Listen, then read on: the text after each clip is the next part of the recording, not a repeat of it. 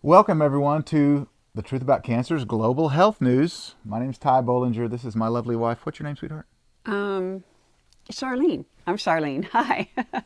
We hope y'all are doing great, and it's great to be back with you for another episode of the Global Health News. Yes, it is. Now, what we normally do with Global Health News is we'll hit current articles.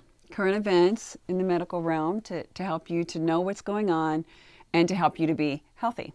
But we've got a big project coming up, and we wanted to talk to you about it. Yeah, we decided to go outside the box today. Yes, if we you did. will. That'd be a great name for a book, wouldn't it? How about Cancer Step Outside the Box? That'd be a great name for a book. Yeah. Mm-hmm. Okay, we're going to go outside the box today, and we're going to talk about upcoming launch of what? The Truth About Pet Cancer. We have a lot of pets here at our home. We have 3 horses. Our children are back here. They're helping with the sound. They're so cute. They wanted to bring their cat, but we do cover different variety of pets, and our cat does appear not only in the video, but we talk about what we did to help Miracle recover from a life-threatening dog bite. Yeah, and the cool thing about having lots of pets for The Truth About Pet Cancer is that we didn't have to pay any of them for B-roll. We could just get the camera team out here and shoot video of them, and they're just doing their thing, and we got lots of really great video footage for the pet cancer documentary. But what we wanted to do today is just kind of go over the 7 episodes. I was talking to Alan and Travis back here behind the cameras here about being Walter Cronkite, because I've got my actual printed, perhaps you've seen this before, it's called paper. I don't and have Alan, a pad our camera, or anything. It's actual paper. The man behind that, one of the men, can imitate him pretty well. Yeah, Alan can. Yeah, go ahead, Alan. Hit it.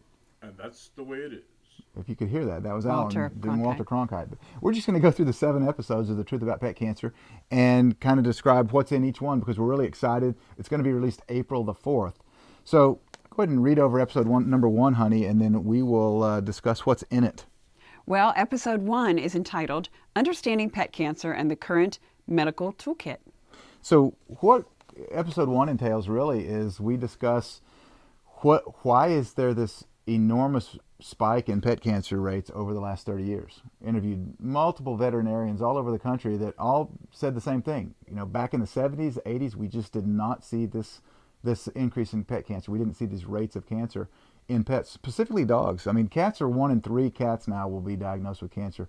It's 1 in 1.65 dogs. So 60%. Isn't that more than people? Dogs are getting it more alarmingly than people. It's higher in dogs than in people, the rate of cancer. So we try to get to the bottom of why exactly that is during the series. But we hit some of those statistics in episode number 1. We talk about what's in the current medical toolkit. That's the actual terminology in the title, medical toolkit. And the problem is that the current medical toolkit for treating pets is very similar to the medical toolkit for treating people. Conventional. It's what we refer to as the big 3. Mm-hmm. Chemo, radiation, and surgery. And the reality is that just doesn't work all that great a lot of times. And so we're looking for better options. And so we explore a lot of those options in The Truth About Pet Cancer. Not going to tell you all the options because we want you to watch the series. And we're airing it for free, just like we always do. It's a 7-day documentary miniseries beginning April the 4th. And we'll air all 7 episodes for free so you can watch it. But we want you to tune in. We want you to get your friends and your family to tune in because it's going to contain life-saving information for your pet and might even contain life-saving information for friends as well, not just animals, because a lot of principles are similar, aren't they? They are, and we typically take great care of our pets. Our pets are so dependent on us, and so we do whatever we can with the food and different things that we give to our pets, even little cute clothes. I see little cute doggies and outfits, and what would we not do for our pets? They're our little fur babies. So you share that, and people being concerned about their pets might actually start thinking about their friend or family member or even themselves with their own cancer diagnosis. So there's going to be a lot of answers, not only for pets, but people. Yeah, and one of the things that Charlene just mentioned is that pets are kind of like our children, right? We take care of them much the same way that we take care of little children.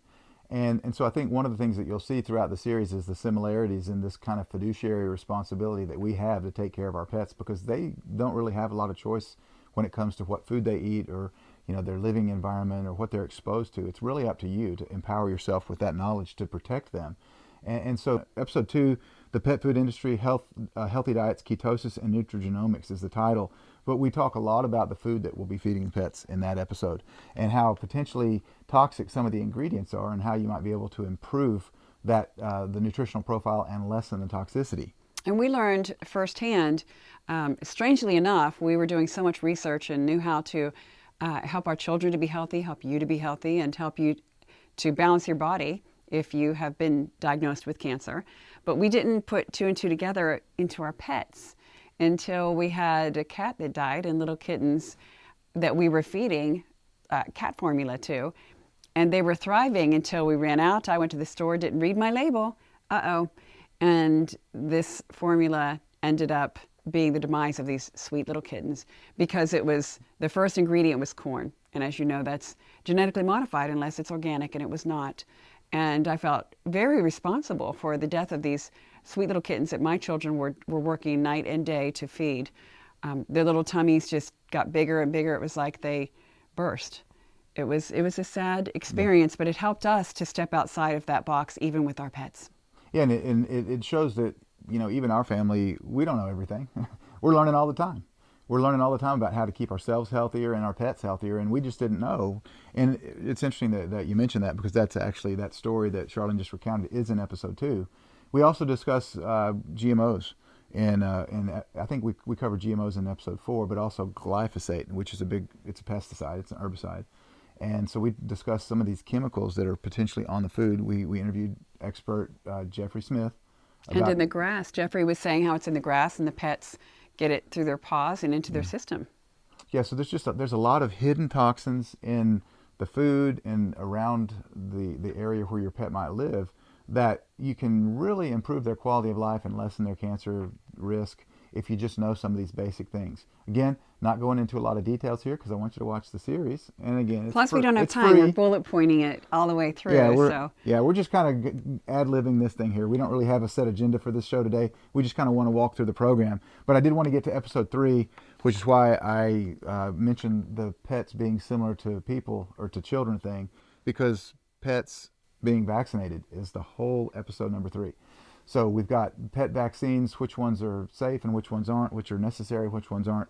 We go into the whole gamut about pet vaccines in an entire episode. And it's really important that you know this, because very similar to pediatricians, most veterinarians aren't really aware of a lot of the ingredients that are in the pet vaccines that might be harming them.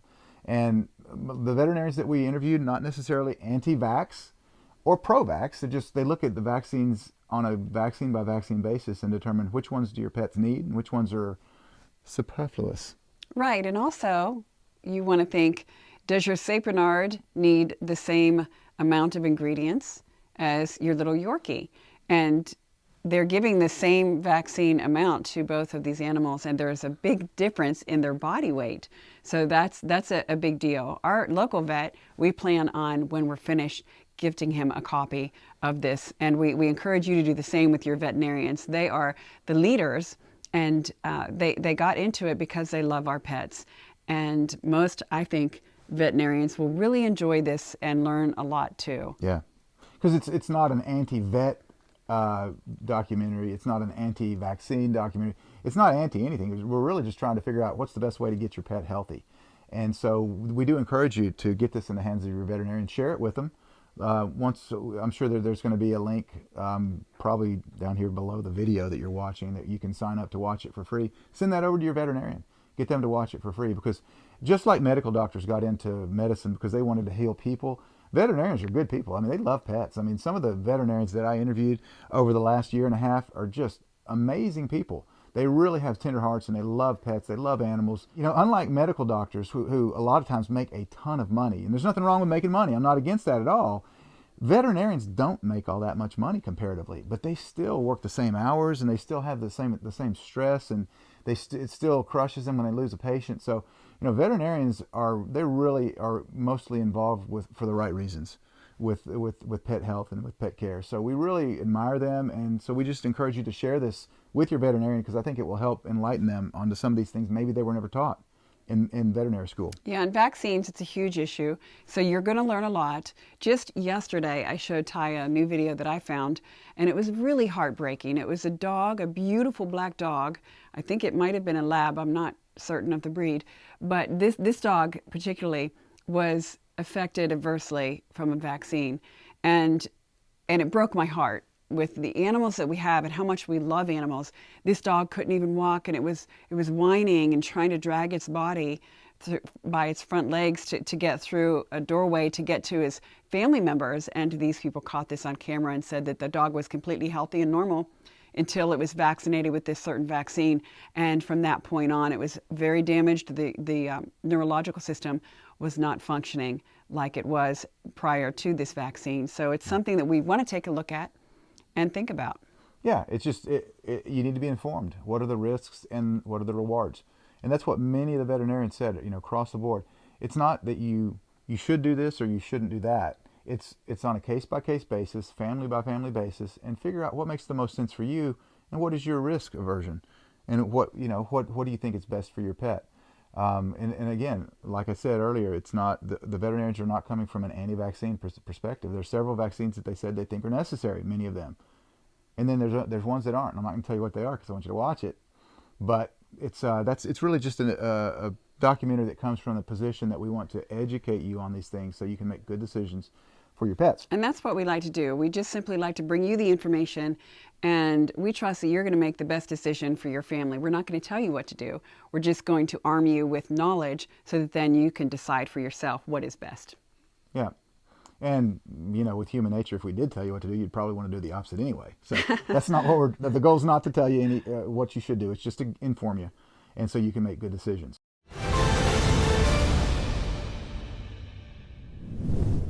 So, real quickly, you might be asking, well, why did you produce a documentary on pet cancer? Well, the reality is that starting 22 years ago with Dad, we lost my father. You want to kind of tell the story of losing Dad, and then I'll progress it to how we got to where we are with pet cancer. Sure, yeah. We fell in love immediately, love at first sight here.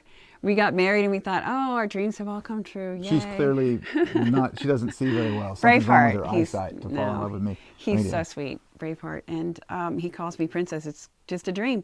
And we thought we would live happily ever after, and we didn't foresee that the adversity that we were about to walk through together. 6 months into our marriage, Ty's father was diagnosed with cancer. They cut his stomach out, didn't sew it up properly, and within 25 days of that diagnosis, he died. He bled to death. And we thought it was the cancer because we just did not know. We were not researched. We didn't have the knowledge that we have today. So we lost him for lack of knowledge. And then 6 months later, his father's father, then his father's brother, then his uncle, then his mother's mother a few years later, and a mother's father, and finally his mother. And that was the straw that broke the camel's back. We realized, we were researching the whole time, we needed to save lives. We needed you to have the knowledge that we didn't have back then. So we wrote a book called Cancer Step Outside the Box. And then... Hey, that was a good name for a book. Yes, see, it was our book. And we did as much as we could. Our goal has always been to reach everyone around the world and back again with the truth about cancer, that cancer does not have to be a death sentence. You have options that you're not being told. So we were bringing those options into the mainstream, which was fantastic. And we started with our amazing partner, Jonathan Hunsaker, making docu-series, The Quest for the Cures. And The Quest for the Cures continues. And then The Truth About Cancer, A Global Quest. And we're reaching more and more people in our live events. And it's just so exciting that we get to bring you all this great information. And then... Well, what happened is through all these documentaries that we've made and just the sphere of influence that we had got bigger and bigger, we began to get feedback from people that had pets that were asking, what can I do for my pet? When are you going to produce something about pets? Because I lost a pet, or my pet's sick, or I just want to know how to protect my pet. And so that was really the impetus behind The Truth About Pet Cancer. I guess it was about almost 2 years ago that we started filming this, I guess. Alan and Travis, wasn't it? About a couple of years ago we started filming. And so that was really what was behind it, was just wanting to, it came from you. You had questions. You wanted this. You wanted the truth about pet cancer. So we heard you. We heard you, and we're doing this for you and your pets. Yeah. And it was heartbreaking, Ty. I think you could agree. Seeing pets that were undergoing chemotherapy and they don't have a say, and the pet owner loves the pet and will do anything they can, and that's all that they know. And pets' legs being cut off. And it's just hard to see these precious little animals being chopped and filled with these chemicals that are eventually, we see one by one just dying. And it's a sad, sad thing to watch. Oops, I dropped that. I'll pick it up like Walter Cronkite would have. Okay. But no. So here's the thing.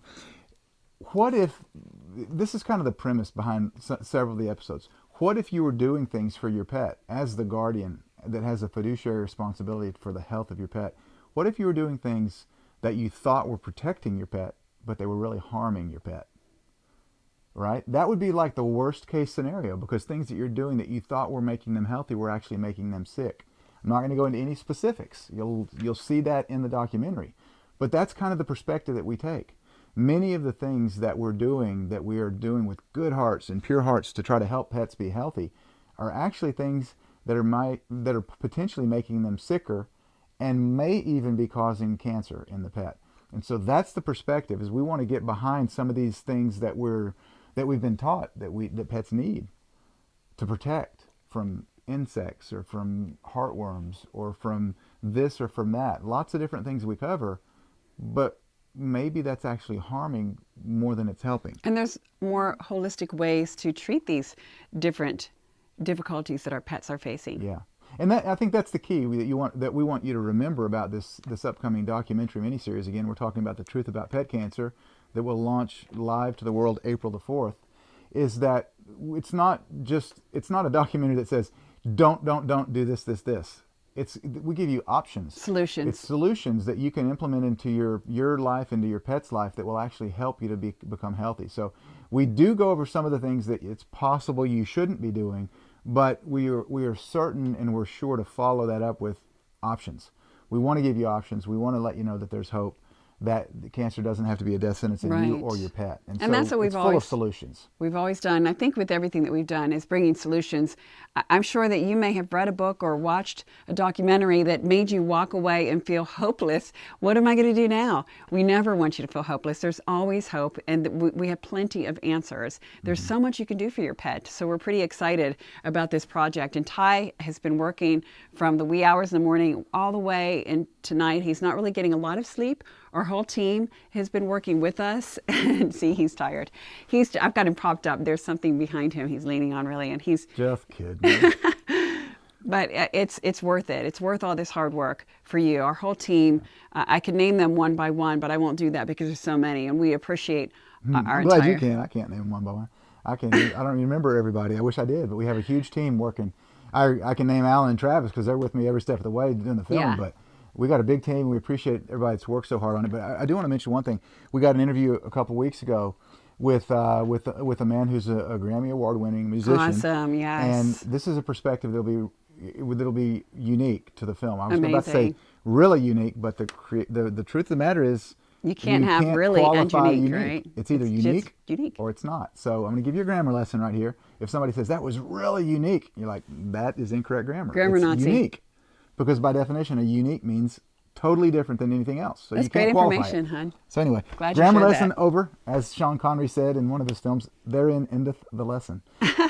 But what we got a chance to do was to have him share with us about different frequencies in music that have healing effects on animals. It was fascinating. It really was. And that's going to be in episode number 5. We're Very going to deal informative. with some healing tones that you can actually introduce your pets to. And Tabitha and Charity, our two little girls, they're right over here working the soundboard. They wanted to test these healing tones on our animals. And so we have 2 cats that fight all the time, Miracle and Tiger. And a baby cat that has a lot of energy, always running. Mm-hmm. It's hard to get that cat to calm down. So what did you do, girls? You took them up into your room, right? And they took the cats up in the room. And they turned on these healing frequencies. And They the wanted to cats see were if it really worked. they were like a big blob just laid there, didn't they? They all fell asleep, even the baby cat that had so much energy that they've never been able to do before this time or since that time. I don't think they've done the whole tone since that time, but there's healing power in sound.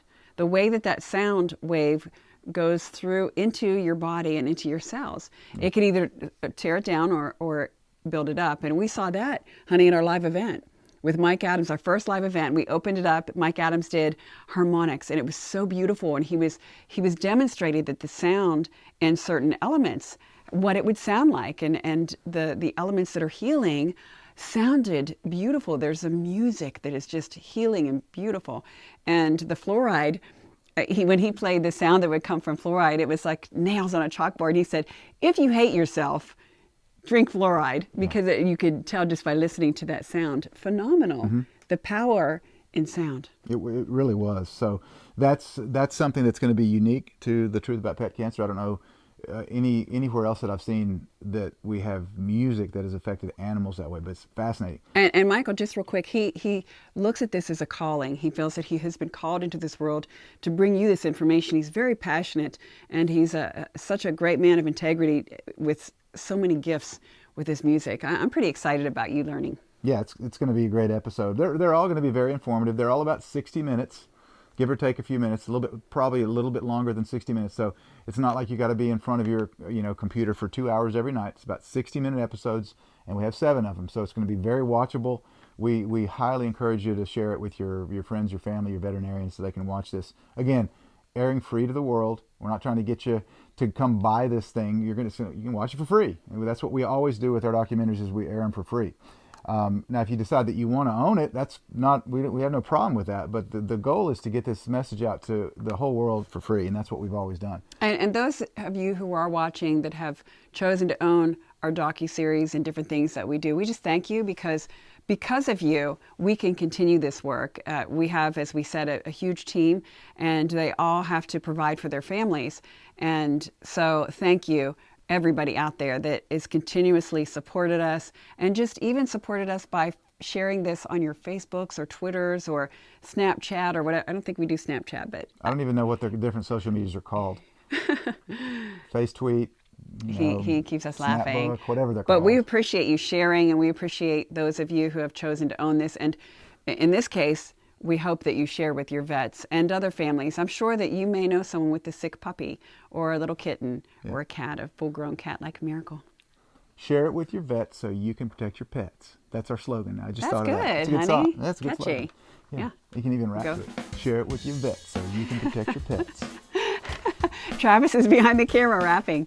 Yeah. Turn the camera around. And Bryce will see that and he'll say, "No, Daddy, you did it wrong." So I don't know how to do all the rap things, but anyway. And so in the last couple of episodes 6 and 7, they're dedicated totally to giving you healing protocols and preventatives that you can use, like implementing natural strategies or even integrative strategies. Again, this is not an anti-Western medicine documentary. A lot of the veterinarians employ conventional Western procedures along with natural procedures, and they integrate them. They call it integrative medicine. That's why. But so you're going to find some good integrative protocols, some good natural protocols in these last 2 episodes. So I believe that you will end up watching the 7-episode docuseries, The Truth About Pet Cancer, and be extremely empowered with knowledge that's going to help you to spend a lot of years with your pets, and might even help you improve your own health as well. That's what we hope. We hope that this has been kind of a nice rundown of what you can anticipate coming April 4th with The Truth About Pet Cancer. Again, what is kind of off the cuff, we know that, but hopefully you've gotten some information that has spurred your interest and you're going to want to watch it, because it's very valuable information. A lot of what we cover in this series is very similar to what we bring to you with all of these news broadcasts, just simply health information to help you to be more healthy. It's geared towards your pet. So many solutions, so many answers, and we hope so much encouragement, especially for those with pet owners currently that are struggling with cancer. Yeah, and a lot of you, you love your pets like your children. You're proud of your pets. We are too. We love our pets, not quite as much as our children, but close. But our children are here. We definitely love y'all. Not even more than our close, I pets. have to say. Yeah, you're right. It's not even close. But we do love our pets. But we really love our children. And one of our children's is right here. Charity, you want to come up here? Get over here. All right. She's going to help us to wind the show down. You want to wave everybody, tell them bye-bye, and thanks for joining us? You say that? Bye-bye. Thanks for joining us, everybody. We appreciate you. Thanks for your support. And until the next time we see you, God bless. God bless.